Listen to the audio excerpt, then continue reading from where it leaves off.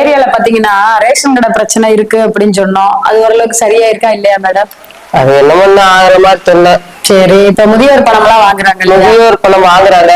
வாங்கும்போது பாத்தீங்கன்னா இந்த அங்கங்க இ சேவை மையம் சொல்லி ஒரு ஒரு தெருவுக்கு ஒரு இது வச்சிருக்காங்க. வச்சுட்டு பாத்தீங்கன்னா அதுல பாத்தீங்கன்னா 100 ரூபாய் 50 ரூபா 100 50 பிடிக்கிறாங்களாம். அத மக்களே என்ன சொல்றாங்க, அது எதுக்காண்டி எடுக்கிறாங்க? ஏன் மக்கள் சம்பளம் கவர்மெண்ட் சம்பளம் கொடுக்கலையா? எங்க காசு எடுக்கிறாங்க, எங்க பாக்கத்துல விழுகுறாங்க. எவ்வளவு எடுக்கிறாங்கன்றீங்க? அதாவது இப்ப 1200 ரூபாய் கொடுக்குறாங்க. 1200 ரூபாயில 50 80 100 அந்த மாதிரி எடுக்கிறாங்க. எல்லா மாசமுமே எடுக்கிறாங்களா? அதான் மாசம் மாசம் எடுக்கிறாங்க. அதான் 4 மாசம் வரலன்ற. அது எப்படி எடுக்கிறாங்கன்னா கொஞ்சம் தெளிவான ஆட்கள் எடுக்கல.